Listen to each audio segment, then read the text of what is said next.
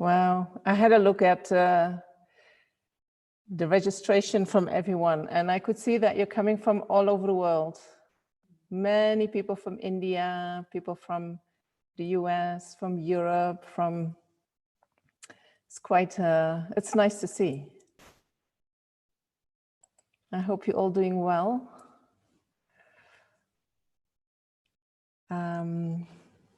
So we're going to continue the teachings on self-compassion, how to become friends with yourself, which is not so easy for most of us. It's the most difficult relationship for many, many people.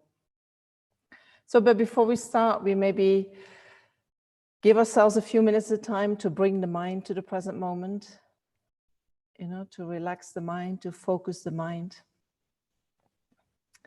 So for that, you can find a posture that you feel comfortable with, and that can be a meditation posture where you have a straight back. But if you prefer to sit on a chair, that's fine too.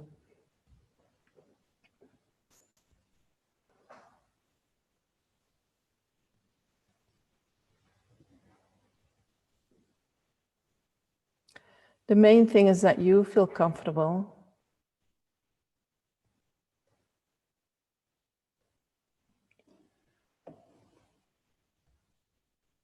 And that you feel safe, warm enough, not too warm, so that the mind naturally can come to rest at your body.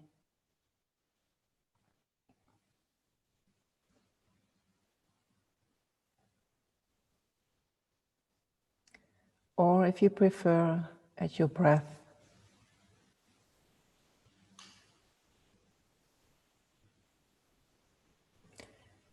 Your mind is open and you're aware of sensations related to your body, sensations related to your breath.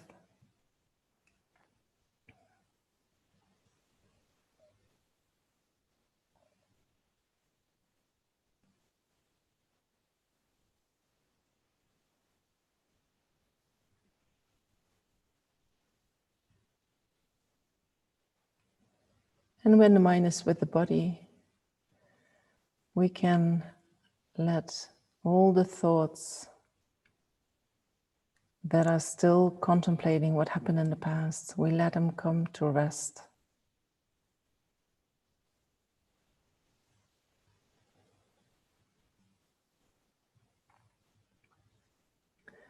And all the thoughts that are already preparing for the future, they also come to rest when we are aware of the body and aware of the breath.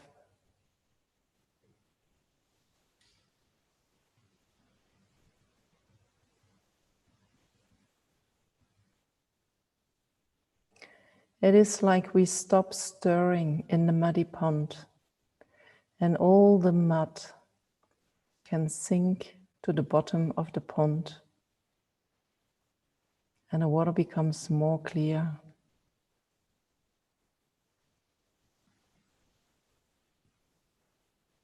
It's not moving anymore. It's not cloudy anymore.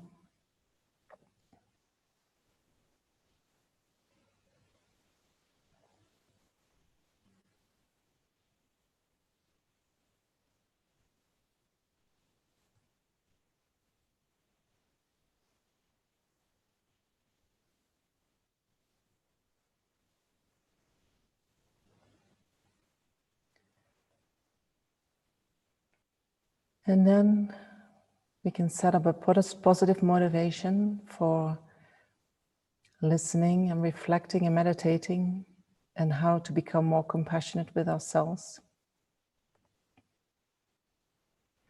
By thinking that if we have more capacity to connect with our inner potential of love, compassion, and wisdom,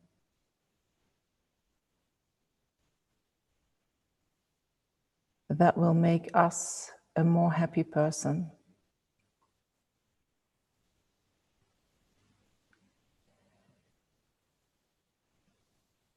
And then we can wish that that might become a cause for us to be of greatest benefit to everyone around us, to all sentient beings.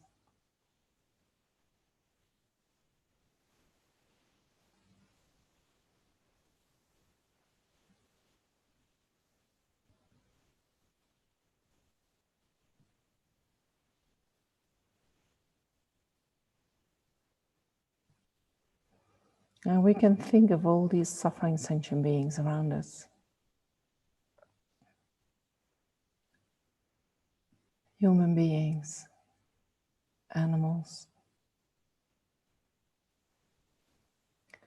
beings that we can't see but who are connected to nature.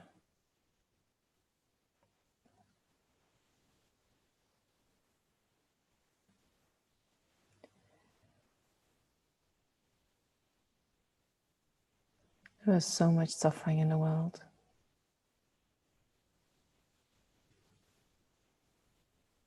Which means that there is such a need for compassion.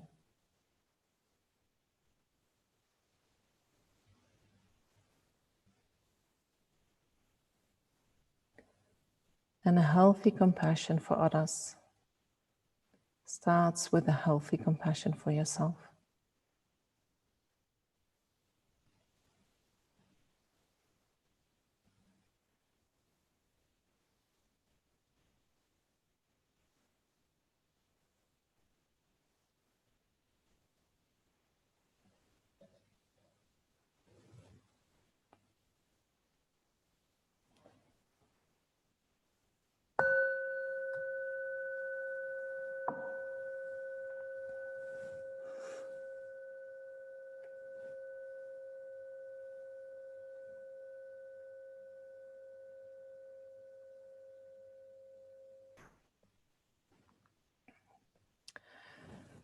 So before we go into the new material, I will give a little summary of what we have been doing in the first 3 days as a reminder, as a refresher. And maybe there are people who are joining today, they get a very quick update. And if you want to go deeper into the things I'm saying in the summary, you can watch the videos on YouTube. So far we have been discussing what is self-compassion and what is self-compassion not. And in that context, we have spoken about the potential of the mind, the limitless potential for wisdom and compassion. We have that because the mind is by nature pure. And after that, we started looking into where does our lack of self-compassion come from? And so to understand that, we looked in general, how do we find happiness? And how do we find freedom from suffering? And so then we had to see that we find happiness by following our pleasant feelings with attachment. And we try to be free from suffering, or we try to avoid unpleasant feelings. No, we try to be free from suffering by avoiding unpleasant feelings, by following our aversion. And if the unpleasant feelings are very strong, by reacting with anger. And so in that context, I showed you a document with 4 what we call the worldly dharmas that are a condition for pleasant feelings to arise. And 4 that we try to avoid, 4 worldly dharmas that we try to avoid because they are connected to experiencing unpleasant feelings.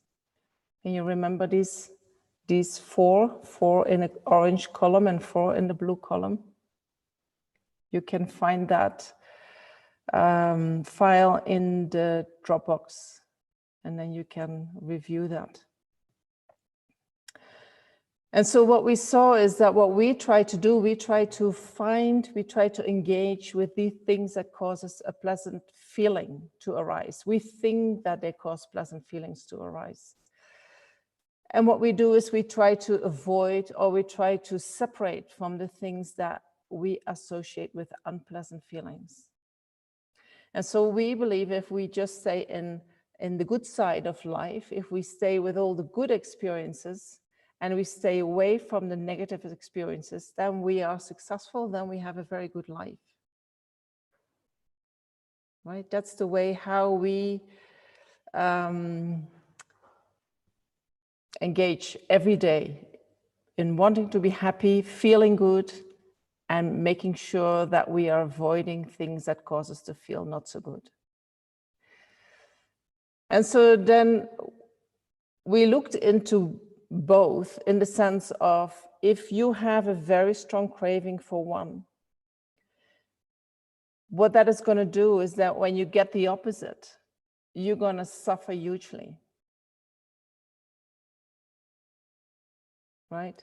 If you have very strong craving for all these pleasant experiences, whether they're coming about due to the pleasures and dependence on the six senses, or whether you are the constant craving for comfort or hearing pleasant sounds, if you're used to getting that, and the moment you don't get that, even if it is a tiny small thing, it can be huge for you because you're so used to indulging in the pleasant feelings and being attached to these pleasant feelings.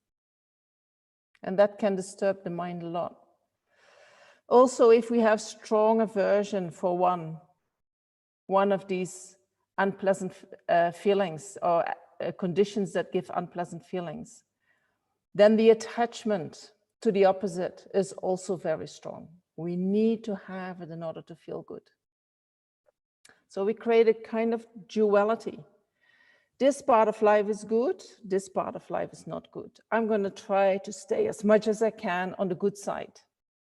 And I'm trying as good as I can to avoid the negative side. That in itself causes so many problems in the mind. It causes so much stress in the mind, anxiety in the mind, depression in the mind. That's the cause of our suffering that we are creating every day.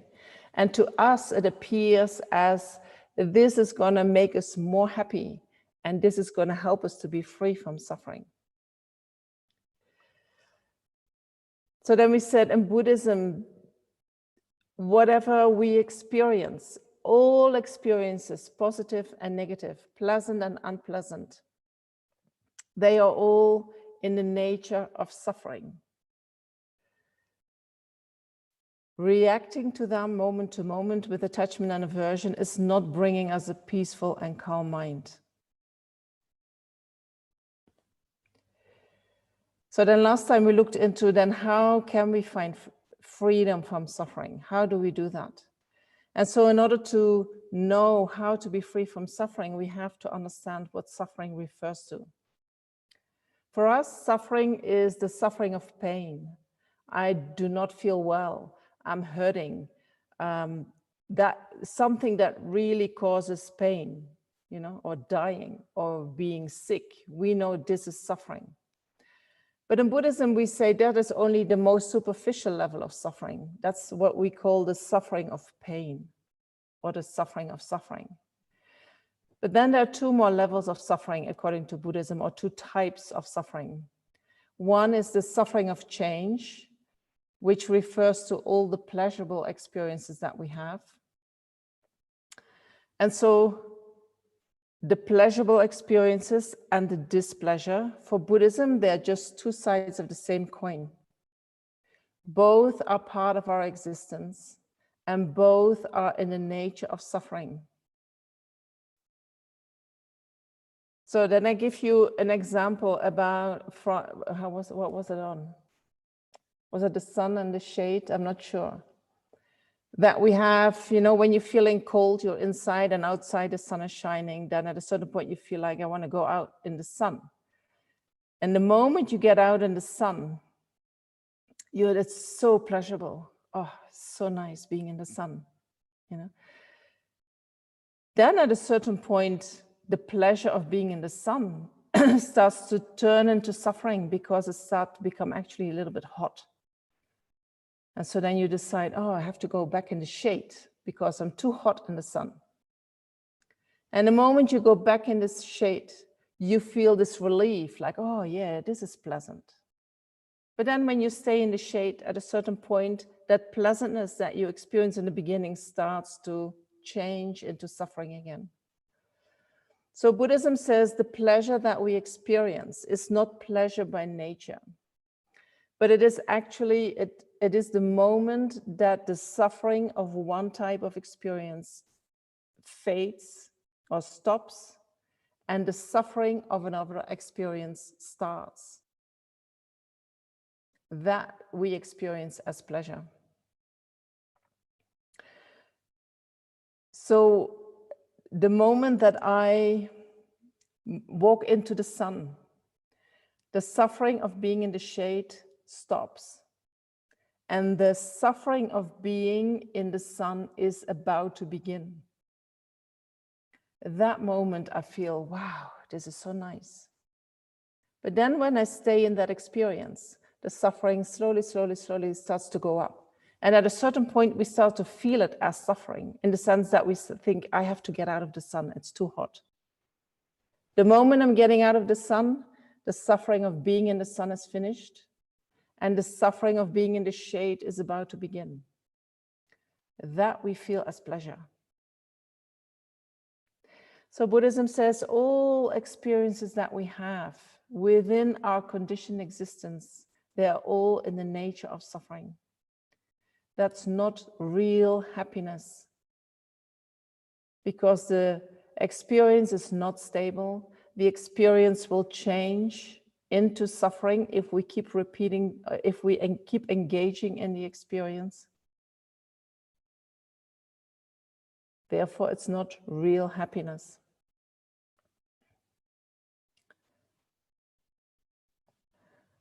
We believe that happiness is coming from following my attachment, and unhappiness is, my happiness is coming from following my attachment and also following my aversion. As long as I keep following my feelings, I'm going to be all right. So we follow the feelings. But Buddhism says the feelings are actually a result from previous actions. So being obsessed with feelings, we are actually looking at something where we have no influence on our happiness. Feelings are a result of previous actions.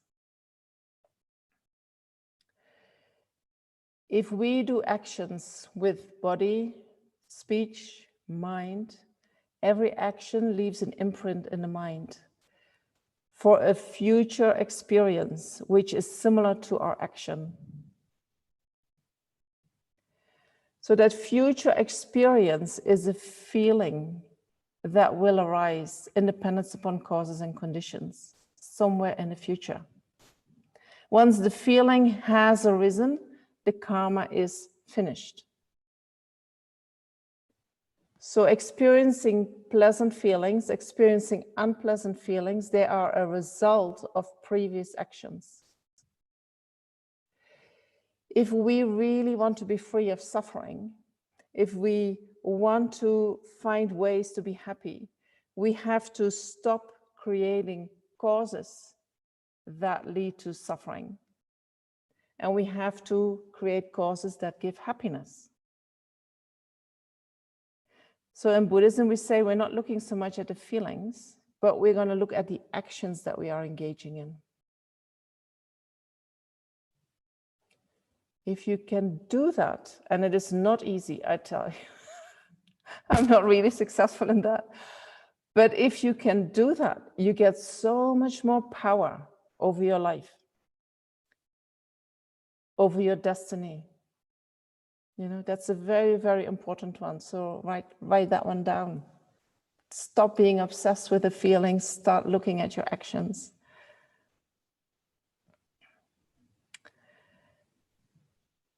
So that's the suffering of change, the second type of suffering. And then there is a third type of suffering, which is the suffering of conditioned existence. And so we spoke about, we have the body and the mind, which are created, come into existence under the influence of karma and delusions. And because they are created by karma and delusions, they are under the control of karma and delusions.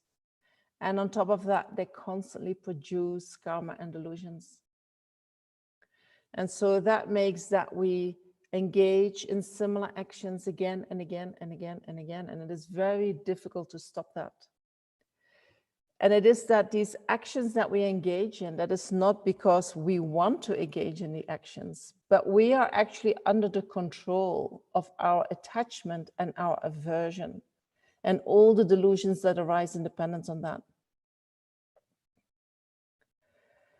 Our attachment is the one who says, who gets up to make yourself a cup of tea, right? You think I'm getting up, but it is your attachment that is telling you to get that cup of tea. I need something. That's your attachment telling you to get something.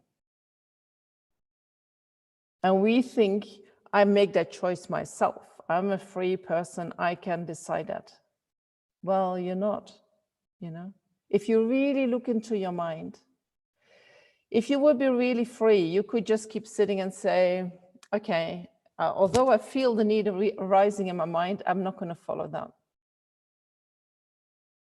How long can you do that?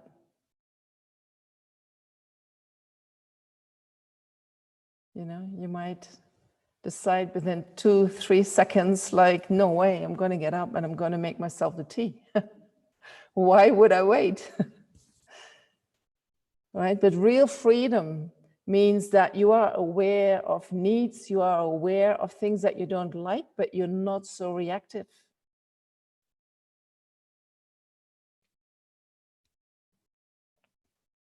So Buddhism, when we talk about being free from suffering, we talk about all the 3 levels of suffering.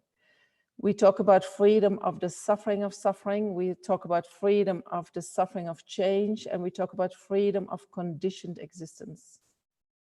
That's real freedom. When we are free of conditioned existence, there are no delusions in the mind. Then the mind is clear, the mind is peaceful, the mind is calm. You are very clear on what you want, you're clear on what you're doing. You know, but with a mind that is very balanced and strong, that's freedom from suffering. So if we want that, if we want to be free from suffering, we need to look into what are the causes for suffering. And so the Buddha taught in his first teaching, the cause for suffering is karma and delusions. Karma means action. Karma means, the actual meaning of karma is intention. Every action that we are doing leaves an imprint in the mind that results in an experience similar to the cause, similar to the action that we have done somewhere in the future. And delusions refers to anything that disturbs the mind.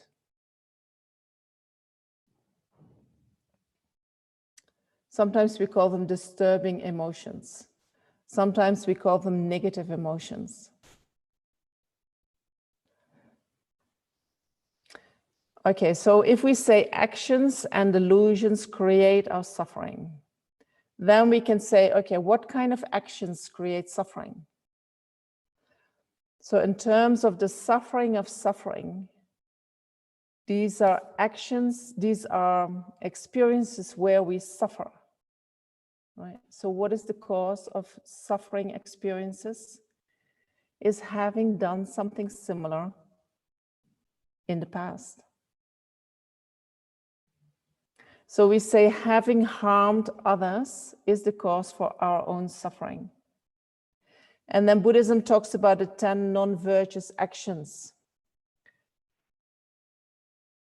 These actions, you know, whatever negative actions there are, they are all somehow contained within the 10 non-virtuous actions. They are like a guidance to how we can look at our actions. And so last time I spoke about the 10 non-virtuous actions, what they are.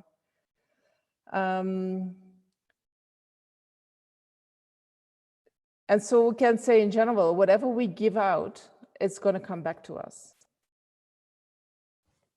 If somebody is very rude to me, I can complain that that person is so rude, or I can say the fact that it happens to me means that I must have been rude in the past, maybe to that person. Now it's coming back.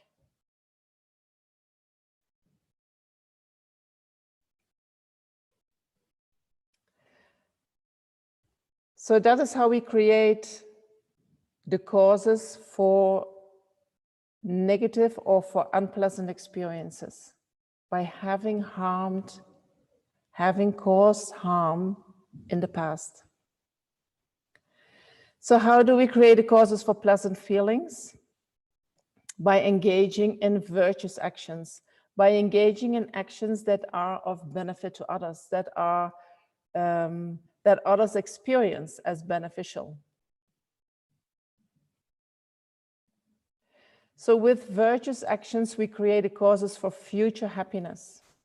But then even at the time we engage in virtuous actions, also then pleasant feelings arise in the mind. Right? If I engage in the action of giving, if I give something truly from the heart with the intention to give freely, gives me happy feeling. Right? But it is a different happy feeling than that comes when I start craving. It's funny, actually, when we give, we never have craving to give more after, do we?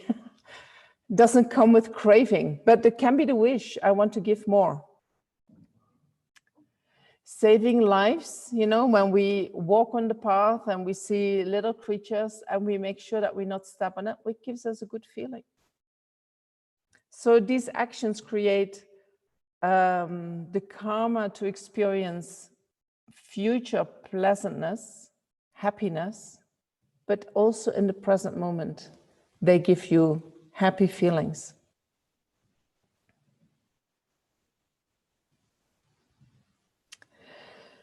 So if it is like that, if virtuous actions give us pleasant feelings in the moment, how come that we do not engage in them more often?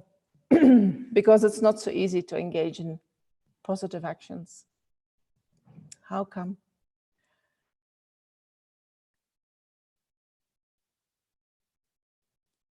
I think, but I'm not sure. You know, you have to check yourself. How come? You know, but I think most of the time our mind is not in the present moment. Our mind is somehow thinking about what happened in the past, thinking about what might happen in the future. So we're not really present in the here and now. And when we're not present in the here and now, we are engaging in actions on an automatic pilot, moved or directed by our attachment and our aversion, following our feelings. We're not really conscious of what we are doing. We're just following our feelings. When we just follow our feelings, it's impossible to do virtuous actions unless you have very strong habit to virtuous actions. But for us, normal human beings, we need awareness, we need to be present, we need to do things consciously in order to create virtuous actions. So then we looked into how do we lessen the delusions, you know, and so because that is the second cause of our suffering, having the delusions. How can we lessen them? So we talked about, you can contemplate the disadvantages of the delusions. What is the disadvantage of attachment? For instance, it is dissatisfactory by nature. There is always something missing. We always want more. So you think about that. And then you apply the antidotes. And we said antidotes to attachment is meditating on impermanence or thinking about impermanence and practicing contentment with what you have. The more contentment there is in the mind, the less attachment will arise. And then we looked into what are the disadvantages of anger. Anger, which is when there is a lot of aversion in the mind, anger arises. And the mind of anger makes us already unhappy. And so when we start engaging in actions independent upon anger, we can be harmful to others. We say things that we regret later. Other people get scared of us. We ruin relationships, you know, even good relationships. When we get really angry at the person, you really damage your relationship. It's not easy to go back to where you were before the outburst of anger. The more anger arises in the mind, the more we have a feeling of separation. And when we have strong feelings of separations, we might feel lonely. You know, it's like I cannot connect with others because you have separated from others. So that is what anger does to the mind. And we all do that, you know, don't beat yourself up. These are things that arise in our mind. We are just looking at it in order to see what is going on. And then, you know, once we have seen how what just pops up in the mind naturally is actually very unhealthy for us and not helpful for us. Once you see that really clearly, you can do things differently. And some people feel that listening to these teachings is very confronting because, you know, you're seeing aspects of yourself that you do not like and that you do not wish for. But that is just how the mind works due to our ignorance, you know. It's not that you can blame yourself for that. It's, you know, so stay gentle with yourself. So now I mentioned very shortly the antidotes to anger, which is patience and loving kindness.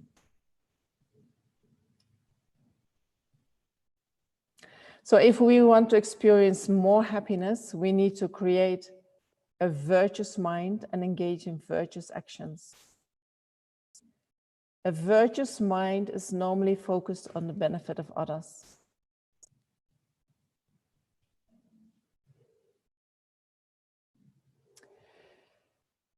So now we know how to act in a way that we do not create the causes for suffering. We know how we can diminish the delusions. And then we still have to look into what about conditioned existence, right? How do we free ourselves from conditioned existence? Because we keep repeating the same thing over and over and over again, because we have this body created by karma and delusions, and the karma and delusions, they appear all the time. And then, yes, it is very good to diminish the delusions and to change karma, but you're still in conditioned existence. So what do we do about that?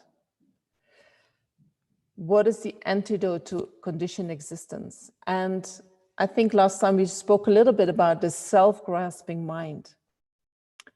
The self-grasping mind is seen as the root cause of conditioned existence. So what we do is we grasp at the self in a way, we believe that the self exists in a way that it doesn't exist in actuality. The way the self appears to us is as if it is more permanent, more unitary, more independent than it exists in actuality. It appears to us as an entity, as an identity. This is who I am. We can feel it, right? My me. My me feels like a single entity sitting somewhere in my body or in my mind. And it appears that that I is quite independent. And sometimes it feels solid, concrete. And it appears almost like it is an objective entity. And when we start investigating that self, we cannot find a self like that. If we would start looking, what is that self? Where is it? We cannot find anything like that. And then we look into, then how does the self exist? You know, the self arises in dependence on causes and conditions. That means it is not permanent. It is actually changing moment to moment. And the self arises in dependence on all the parts that make up the self. You know, all the aspects of my body, all the parts of my body, all the parts of my mind. In dependence on that, the self arises. And then the self also arises in dependence on what we call name and conception. You know, the self, I cannot find an entity which is the self in my body and my mind. But what a self is, it is the name given in dependence on the body and the mind. So the body and the mind is something different than the name that I give in dependence on the body and the mind. Right? They're two different things. To us, they appear as the same thing. So in order to free ourselves from conditioned existence, we have to start thinking about the nature of reality, how things appear to us and how they exist in actuality. And we call that in Buddhism, we have to study emptiness. Studying emptiness is a study in and of itself, right? The monks, I think they do 3 years on one aspect of emptiness and 6 years on another aspect of emptiness. That is all about how do things appear and how do they exist in actuality. Studying about that, just the study about that, makes already that delusions do not arise in the mind. You know, thinking about it makes that the delusions cannot arise in the mind. So even if you don't get it, and even if you think, oh, no, that's not mine, it is very, they say it is very helpful to read about these teachings.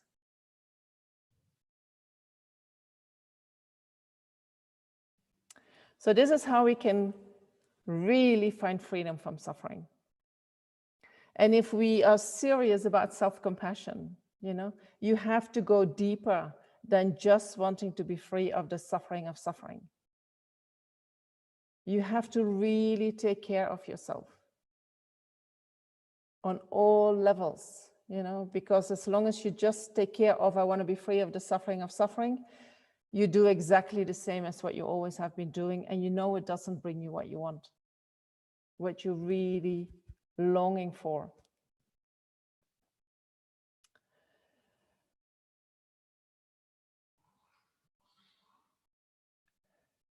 So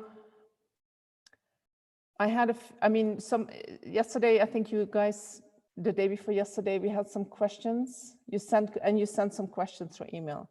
So I'll do a few questions came back from several people. So I will do that now, and then we go into how we can be with unpleasant experiences. How can we truly develop self-compassion in our mind? So one question was, what means it when we do negative actions? And so negative actions means harmful actions. And negative action is not determined by some outer judgment, but negative action is determined what kind of effect is it going to have. If my action is harming somebody else, the fact that it is harming makes my action negative. The main thing that makes my action negative is my motivation. You know, if I have the motivation to harm someone and then I say something nasty, that other person will feel that I'm coming from a harmful place. If a child would say the same thing to that person out of innocence, that doesn't harm. No, that, you know, that's just a child. Might even sound funny. But when an adult repeats it with a harmful motivation, it really hurts. So negative and positive is not really coming from judgment. Judgment comes from the brain, right? As if there is some kind of authority who is saying this is good and that is bad. That kind of authority doesn't exist in Buddhism. There is no judge, good, bad, you know? But good and bad means what is beneficial for you to develop your full potential, and what is harmful for you to develop your full potential. If I engage in harmful actions, they harm others, but they also harm myself. Because in the future, harmful experiences will come to me. And when I experience a lot of suffering, it is very difficult to engage on a spiritual path. When I engage a lot of harmful experiences, then it is very difficult to practice more loving kindness, more compassion, right? We all close down, we get angry, we create negativities, and so we block our own development by engaging in negative actions. That is what makes it negative.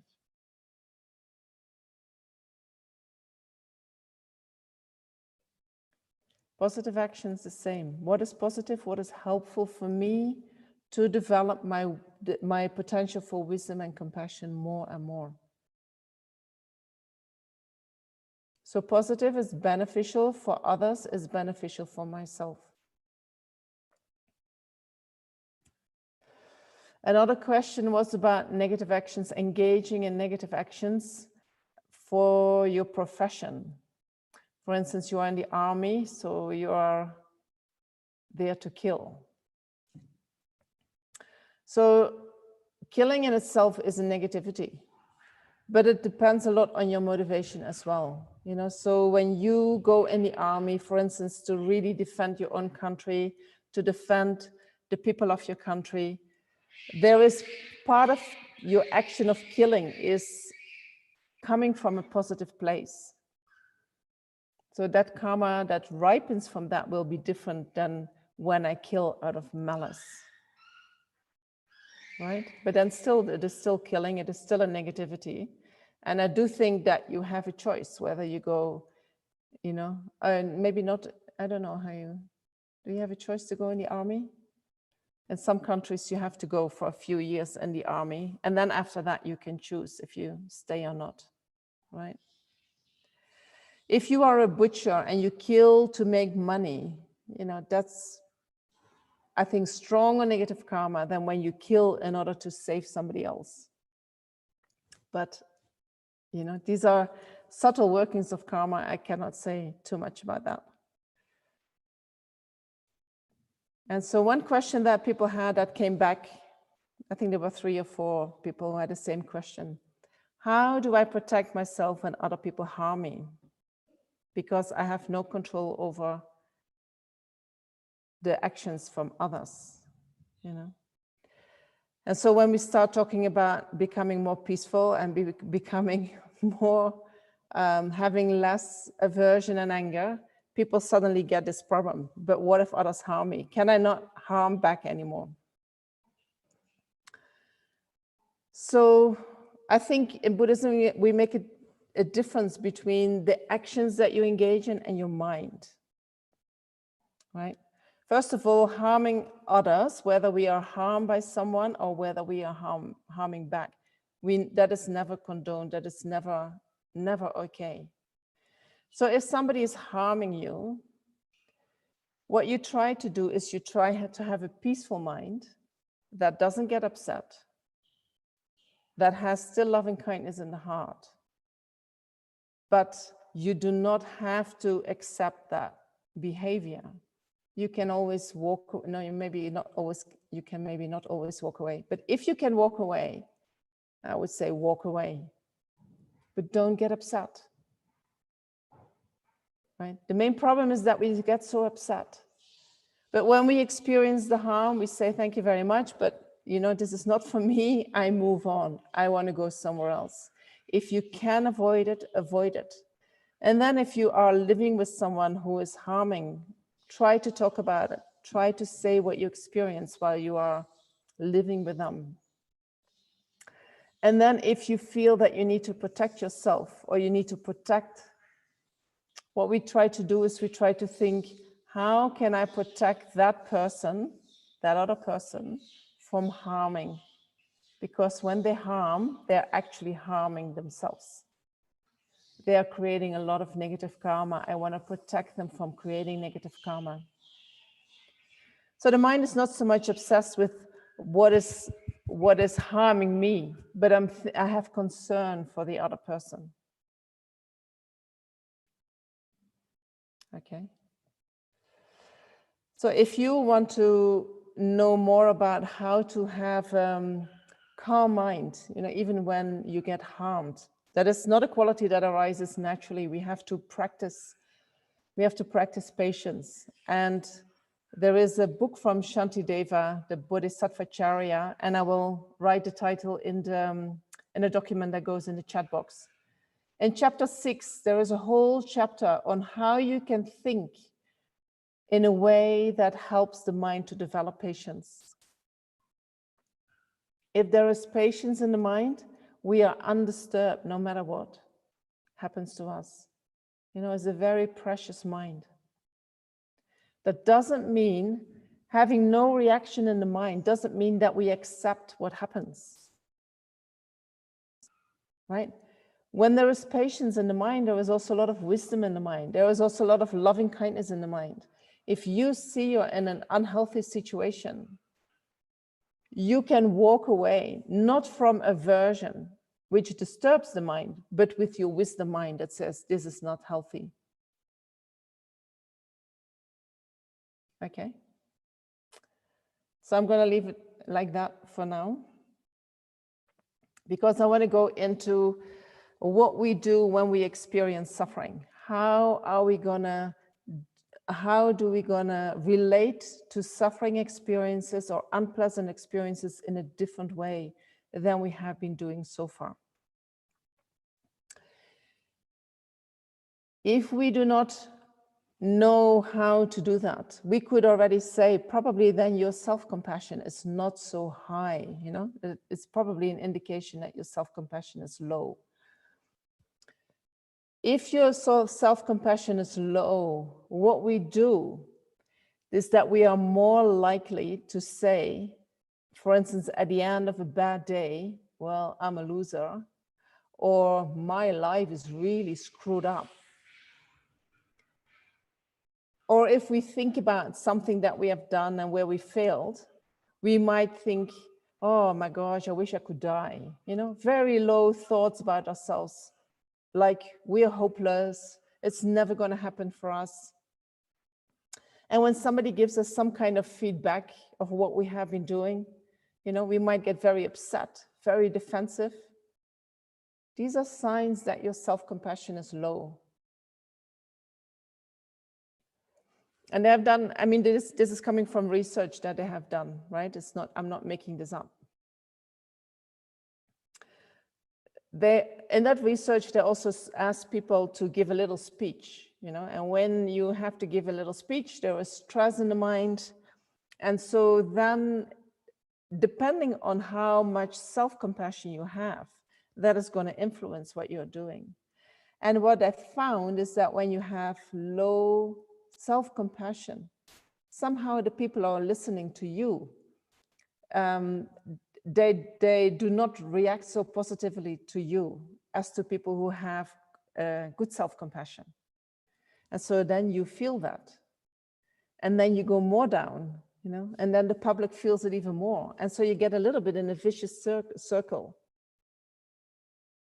which makes that even more difficult to come out of that. I think same with children. If you have children who have very low self-compassion, they are, sometimes I wonder if they are more susceptible to bullying. That these are the ones who get bullied easier. They do not stand up for themselves. They just in themselves, oh, it hurts so much, it hurts so much, hurts so much. But they cannot stand up confidently for themselves and say, back off, And so when things happen to us and we have low self-compassion, also we make it often about me, you know, something is wrong with me. Oh, I can never find friends. Something doesn't work in me, you know. We don't see it as an experience of life. We see it as something from me. So we have strong negative judgments. I'm stupid. I'm a loser. I suck. We could also say, I had trouble doing that, or I feel embarrassed doing that.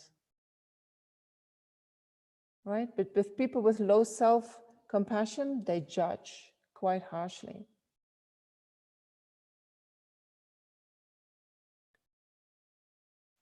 So how can we do things differently? How can we build up our self-compassion? And I'm going to give you three things that you can practice.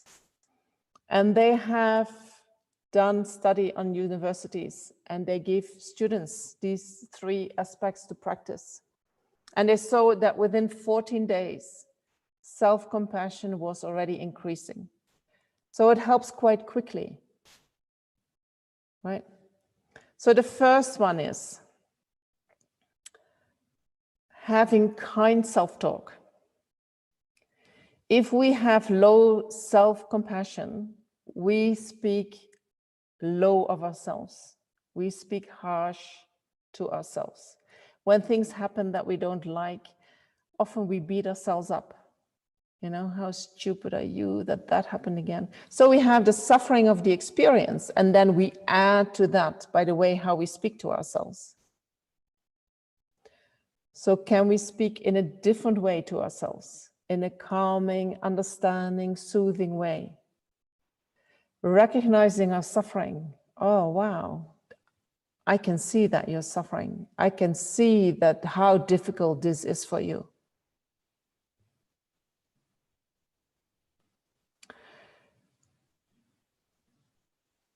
Sometimes it helps, you know, if you think, well, I have no idea how to do that.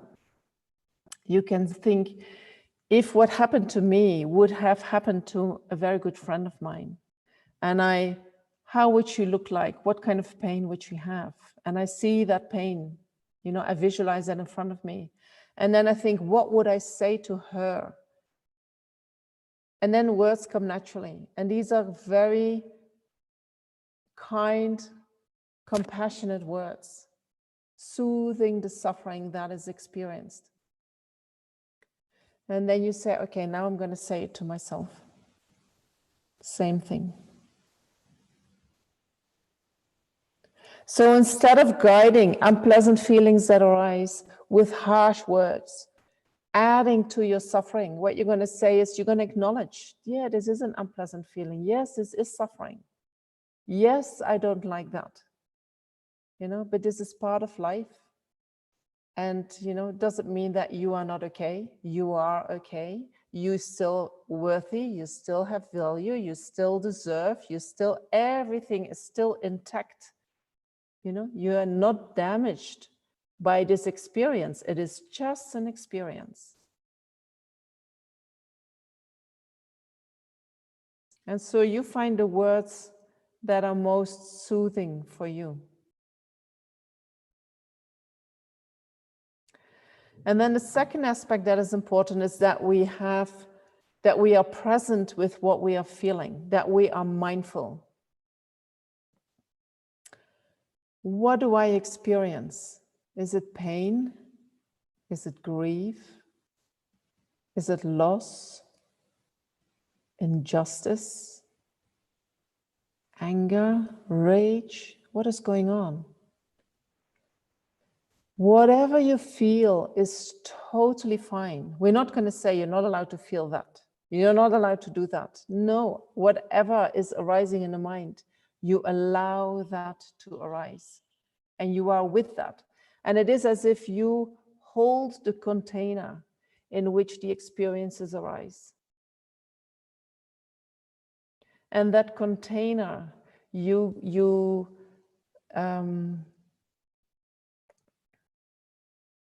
it is like you create a safe space for yourself in which you feel loved. And within that space, you allow whatever arises in the mind, you allow that to arise. No judgment, just acceptance, you know.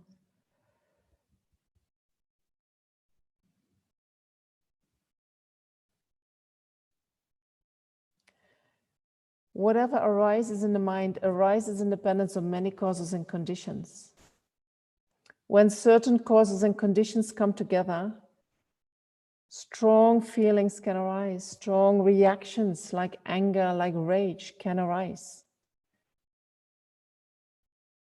Because we are in conditioned existence, we all have the capacity for that. We cannot say, I would never kill. I would never do this. You cannot say that. We have the potential to do everything. When causes and conditions come together, anything can arise. Right?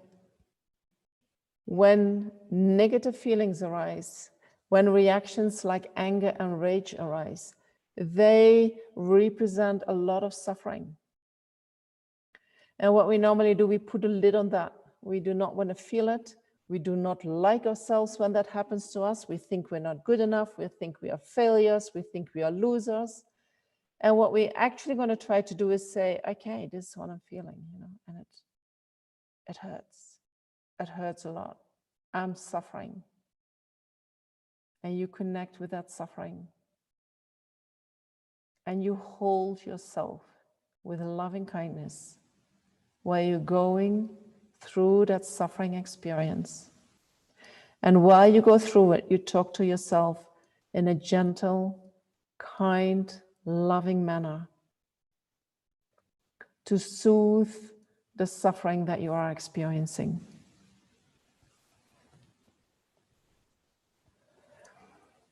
And then the third one is when we have negative experiences, when we have suffering experiences, often we get caught up in them. You know, it feels like, and I think it is maybe related to the aversion that comes very soon after that. Aversion, and then from there anger, gives us a feeling of separation.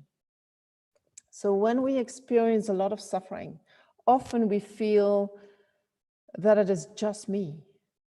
You know, I'm alone in this.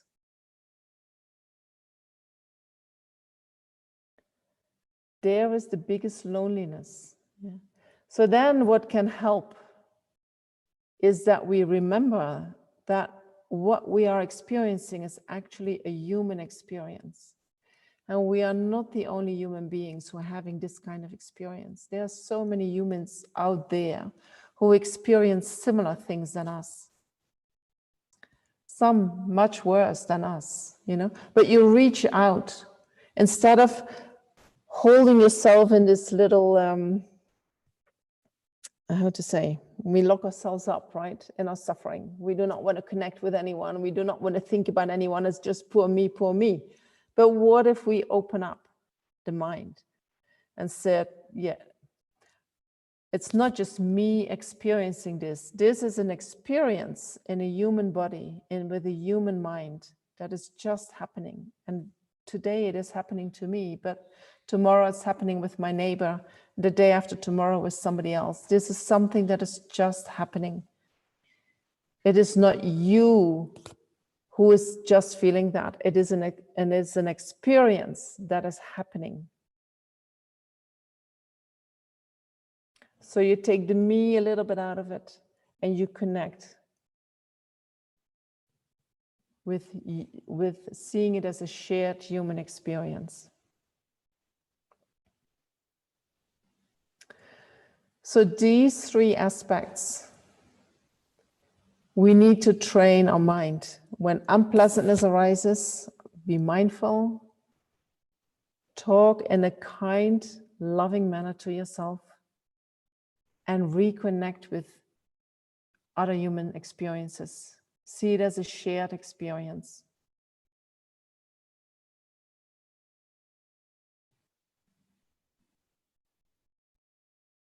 Okay. So if we are able to apply this and we develop more self-compassion, then you will notice that you will get less stuck in self-judgment or feeling defeated when we experience setbacks. When we have more self-compassion, we will relate very differently with disappointment and failures. You know, it is just something that happens. If we have more self-compassion, we become less afraid to make mistakes.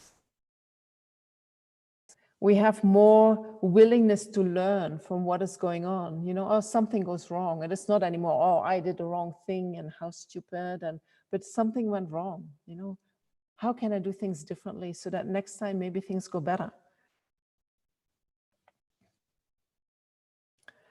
So self-compassion makes us more resilient when there are challenges, you know. When we have a lot of compassion and self-compassion and there are challenges, we are willing to go for it. When you have low self-compassion, it's like, oh no, you know, you just perceive suffering. It's like, no, I'm not going to go there. But if you can deal with suffering experiences, you're not so afraid anymore. Right? Because you know, I can handle this. I know what to do with this. Just having an unpleasant feeling is not going to push you out of the way. It's not going to make you run away. You're just going to confront it because you know what to do with it.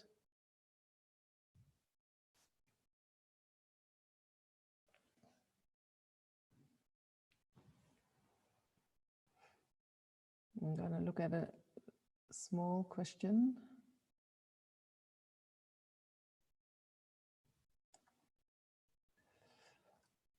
So somebody says, if we practice giving and we think it is from the heart, but then there is an expectation when we give, is that bad karma?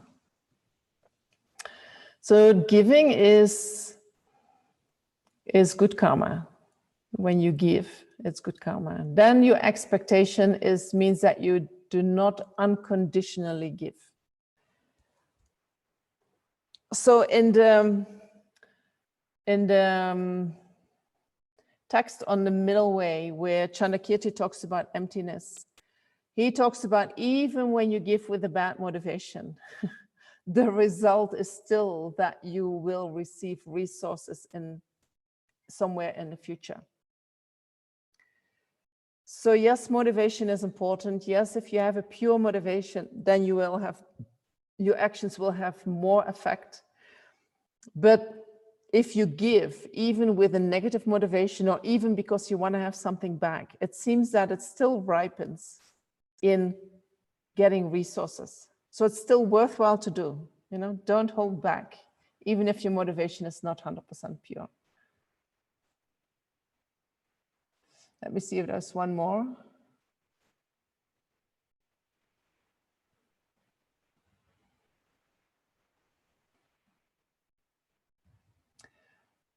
I don't completely understand that question.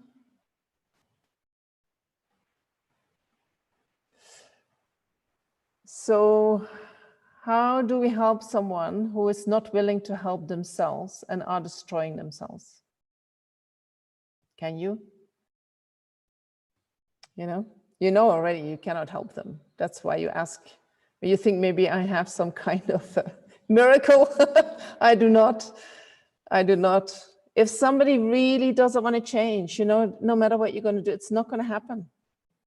Change can only come because I want to change.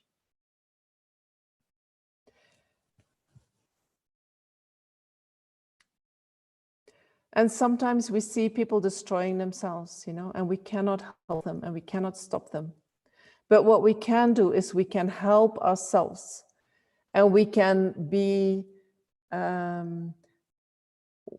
we can develop ourselves, develop our self-compassion, develop our wisdom, develop our compassion for others.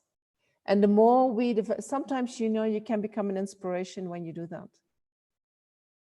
Because the people who are destroying themselves, they see that you are growing and that you are becoming more kind and more strong. And they might think, what is she doing? Or what is he doing? Then they come with the question, then maybe it's time to say, I can show you. But when they don't want, you can't do anything. You know, you only have to work on your own hurt of letting them go.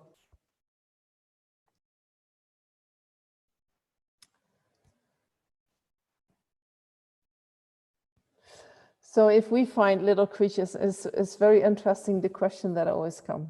You know, we talk about we stop killing. And then we say, but what if there's a creature and has a broken leg, and shall I just kill it, or what do I do?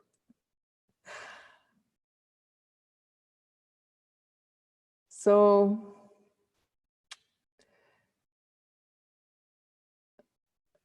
and I will repeat the 3 points that we need to practice in order to develop self-compassion. I will go there. So if you see a creature that is suffering, I don't know, in Buddhism, we believe that it is better to let anyone die naturally instead of forcing death, because sometimes some kind of suffering karma is finishing. And so then with death, that karma is totally finished, and then they can start fresh. But if we kill someone within a suffering experience, in the middle of a suffering experience, then that suffering experience is not finished. And so then where are they going next? You don't know. You know? And basically we cannot see where that sentient being is going. We might make it much worse for the next life if we start, you know, finishing their life off right now before that comes to an end naturally. So in general, you know, if you can, you let them stay alive. And if you can, what we do is we walk around holy objects so that they create merit, or we recite some mantras and we blow it on their body.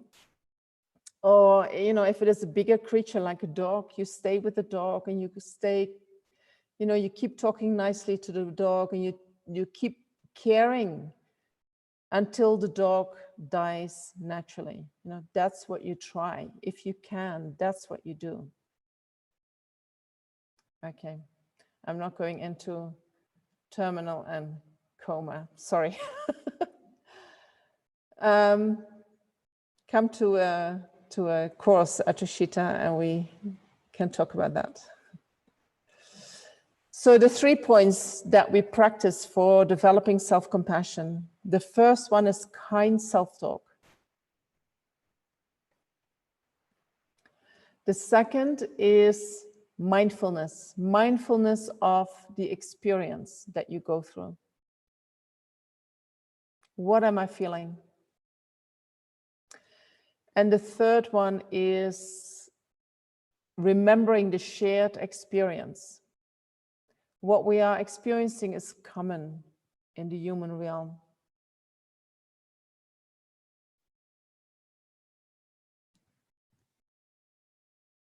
Okay.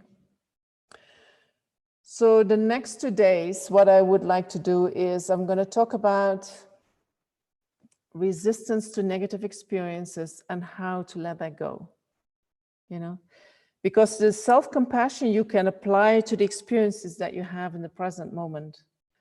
But we have been in samsara for a long time, you know, and so we might have walked away from negative experiences for quite a long time.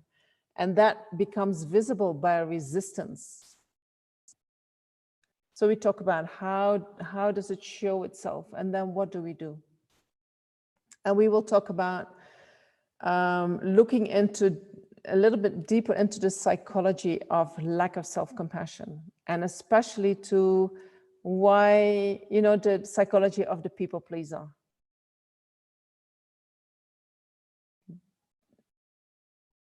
Okay, I know many of you are people pleasers. And then we look into how do we let go? How do we forgive? How do we, you know, let go negative experiences instead of holding on to them? How can we let go? and we will talk a little bit about gratitude. So instead of reacting with attachment and aversion, we practice forgiveness and gratitude. That's where we're going to eventually end up. And then from there, maybe we apply it into the Buddhist practice, doing tonglang for ourselves, how we do that. Okay.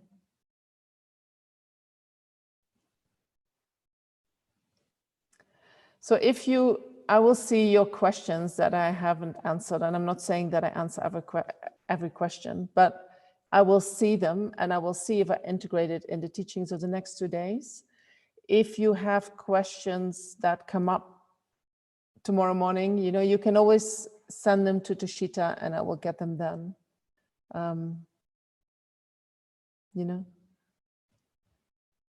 Just an idea. So today we're going to do a meditation on how to practice these 3 aspects of self-compassion.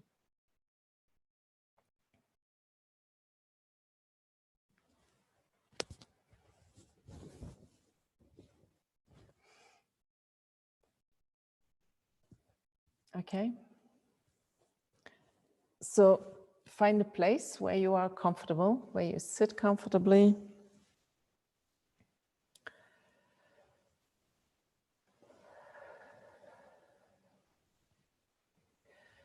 And maybe you need to take a few deep breaths, letting go whatever you heard today, clearing your mind.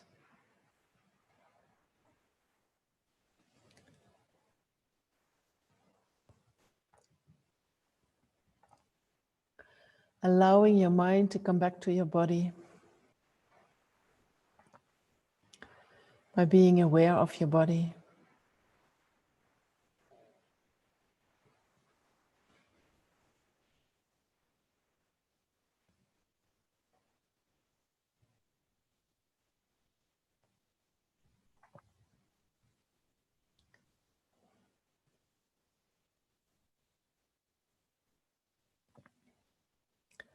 And then focus a few minutes on your breath by observing the rising and falling of your abdomen every time you breathe in and breathe out.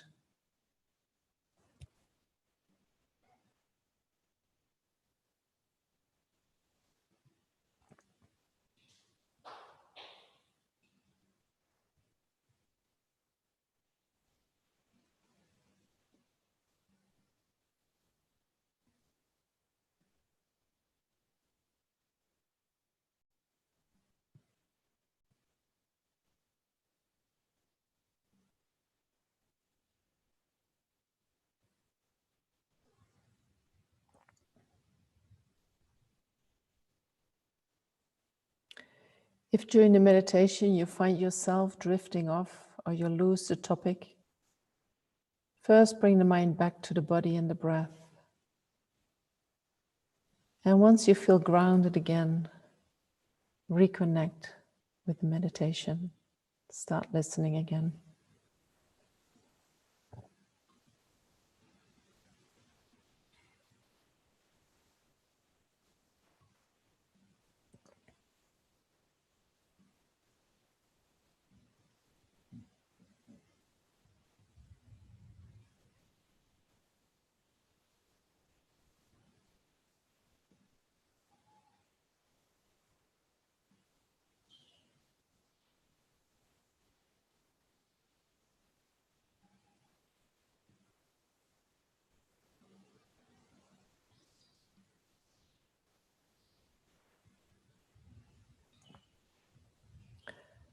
And then create a safe space for yourself in which you feel loved and nourished.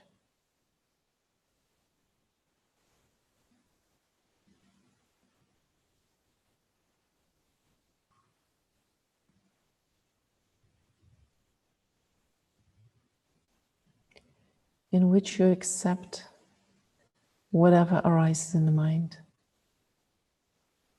without any judgment.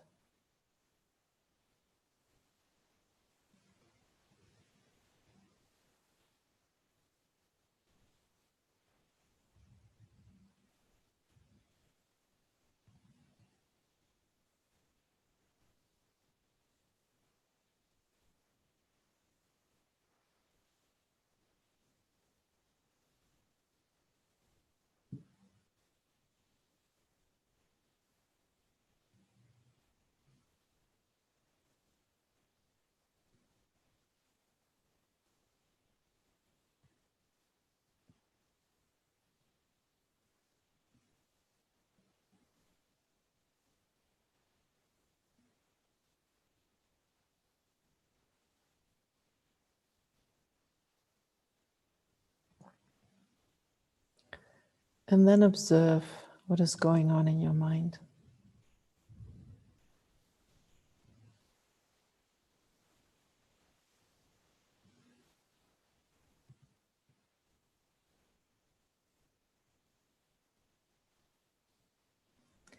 And take your mind back to an unpleasant experience that you went through recently.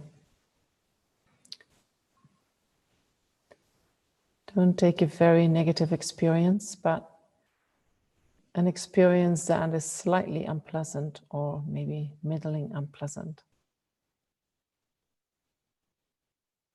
so that you feel comfortable practicing with that.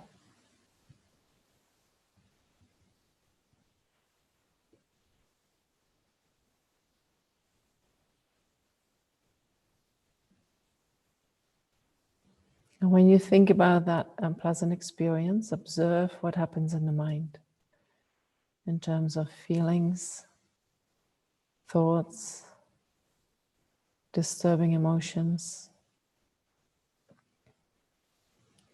Maybe your mind is upset. Just observe that without any judgment.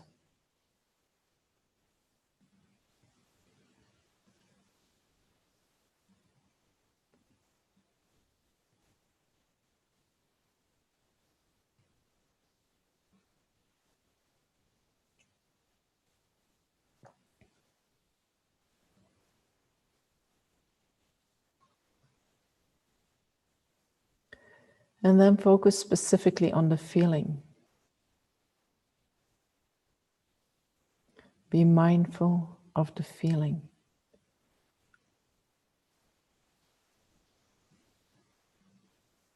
Where is it in the body?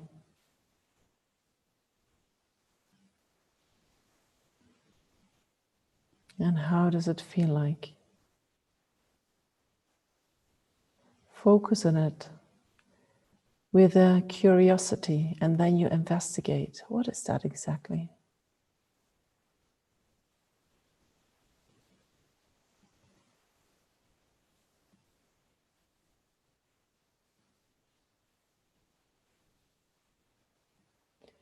And while you investigate, you check if you're feeling, if you haven't felt it totally, if you suppress it a little bit, allow that feeling to arise. Maybe the feeling becomes first a bit bigger. And while it arises, you are mindful of it. You feel how it feels in your body. You allow it to arise.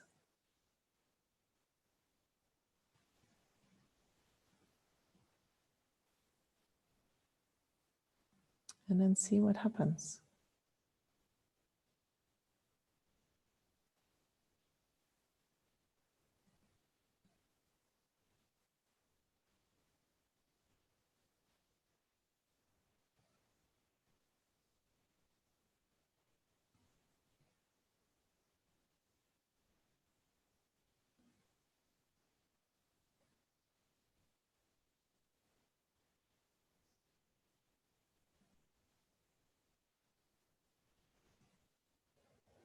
How do you talk to yourself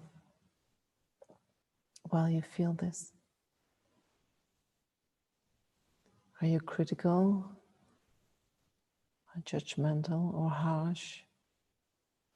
Or are you already trying to do it differently? Encouraging yourself to feel what you're feeling,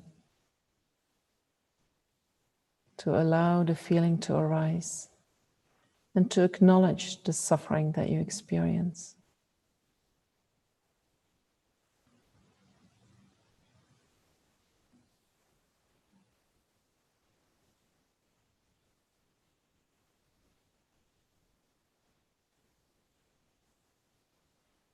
Talk to yourself as if you would talk to a good friend going through this experience.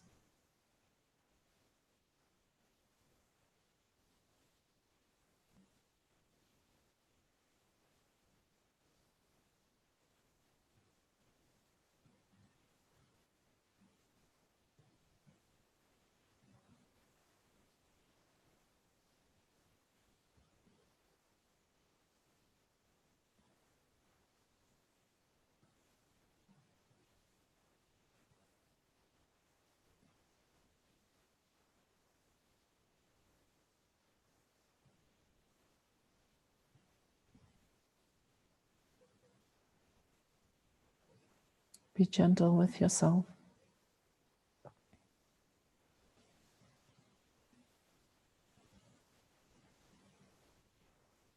You are a suffering sentient being.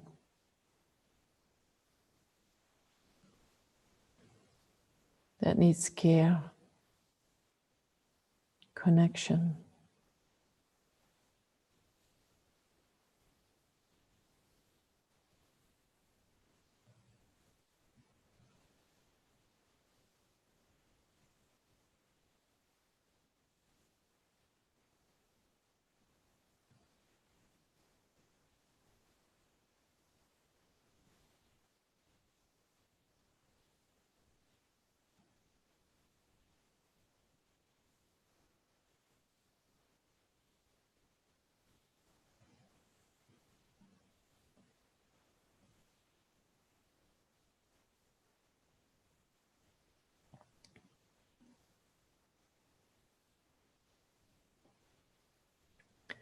And then remember that you're not alone in this experience.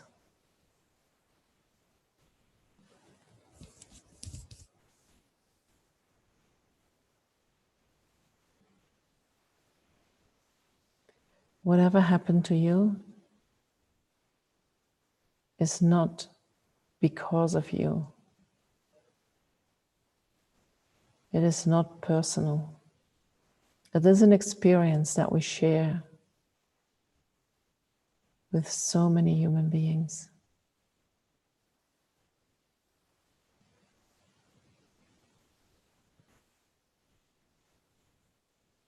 This is just another experience of life.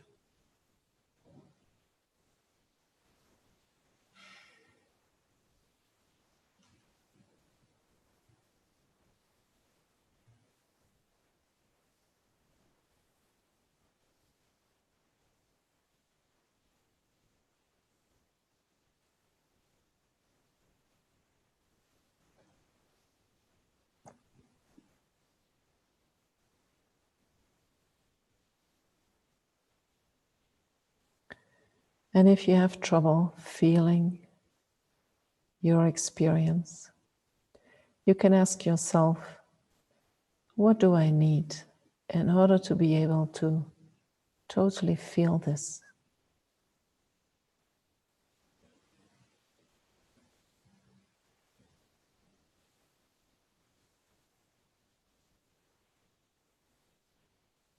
And then as something comes to your mind, you visualize that you give that to yourself.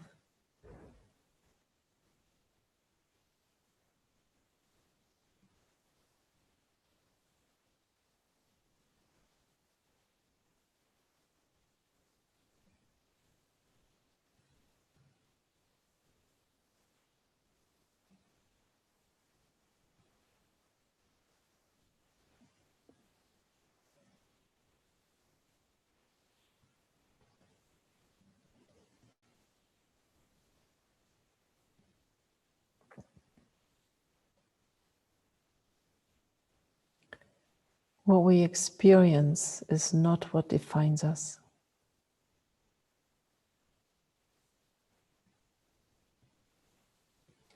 It's not what determines our value.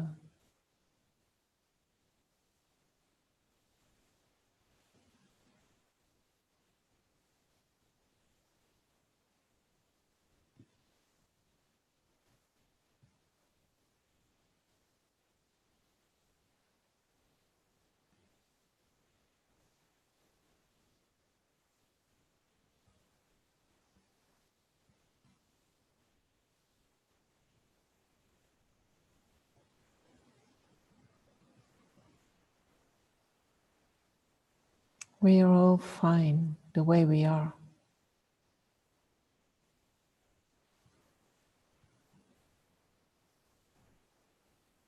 And we are all unique, having our own experiences.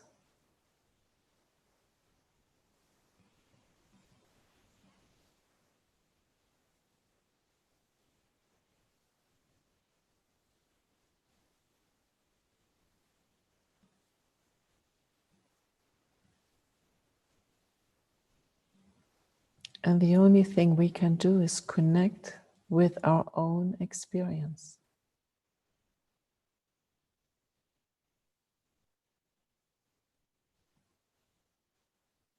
That helps us to connect with our life.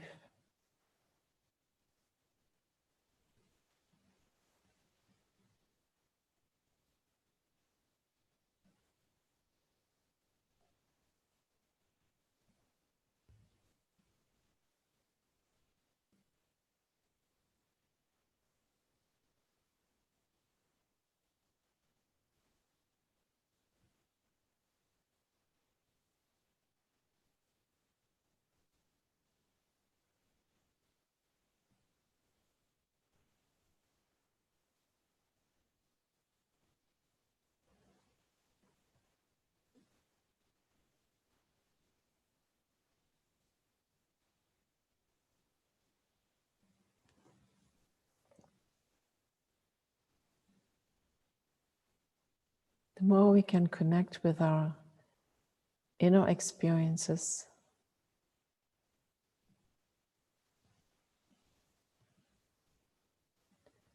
the more we can connect with our wisdom mind.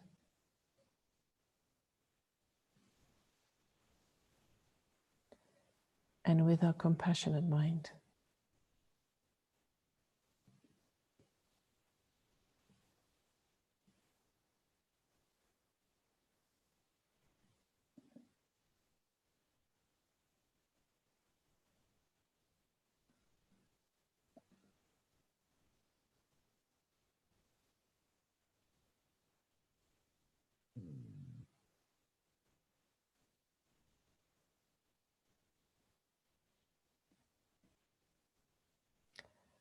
Connecting with negative experiences or unpleasant experiences is like a doorway to our qualities of wisdom and compassion.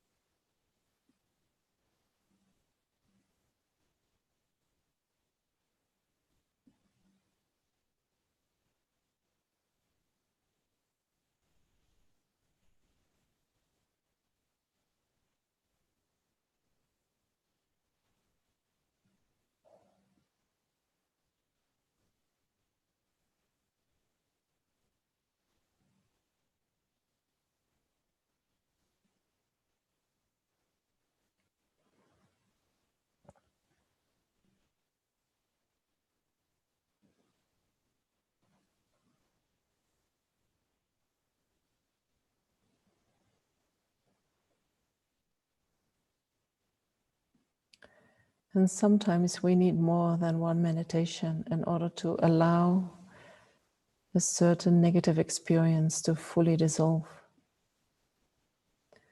So if that's the case for you, then you can promise yourself that you come back to this at another time.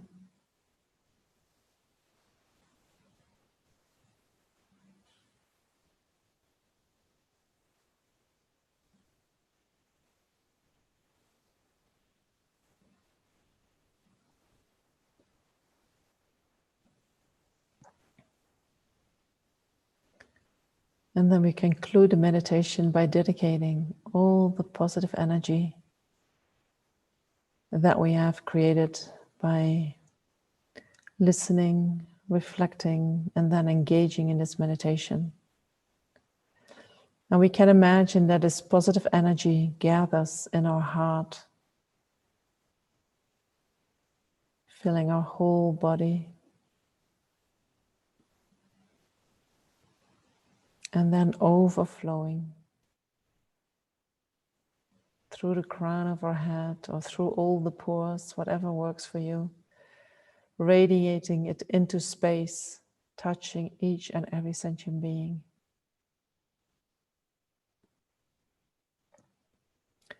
Giving them only happiness and well-being.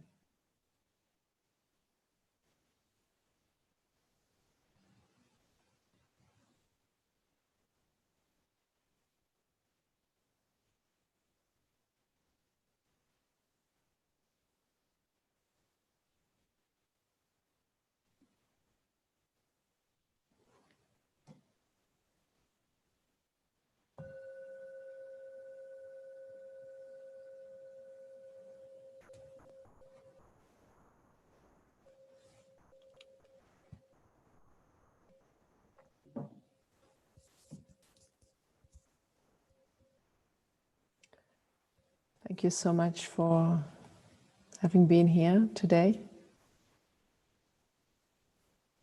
And I hope I'll see you tomorrow, same time. Thank you.